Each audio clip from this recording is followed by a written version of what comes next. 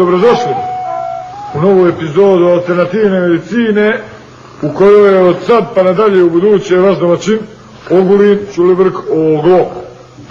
Danas imamo jedan veliki problem. Ovi ovdje će tići i radija treću smjenu, a mora opet.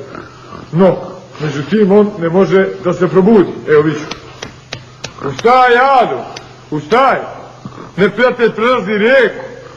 Ništa. A ustani. Ustani, Ametinjo. Ništa. Ali za njega će njegov Ogulin Ćulibrk Oglo sad da izvede eksperiment koji prevazilazi oblasti alternativne medicine i zalazi u mnogo dublje oblasti medicine rada.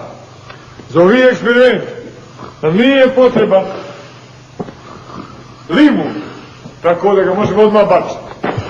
Za ovi eksperiment u cilju medicine rada, a također i vojne medicine, jer se može iskoristiti u svrhe da neko ne zaspe na straži. Za ovi eksperiment nam je potrebne 2 glavice luka koje ubacimo ovdje u ključalu vodu u koju smo već prije toga ubacili feferone i ljutu rakiju.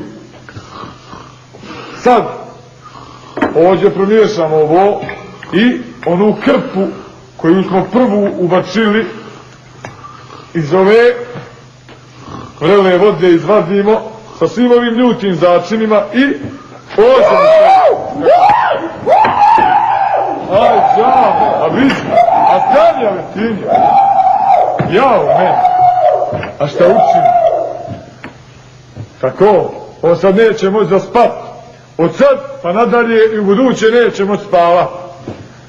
No, da ne bi ostala ki u sljedećoj epizodi, ću ja za njega da izvršim eksperiment, sređivanje kože lica uz pomoć obloga predviđenog u te svrhe.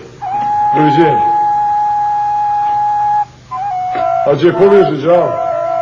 Ametinjo.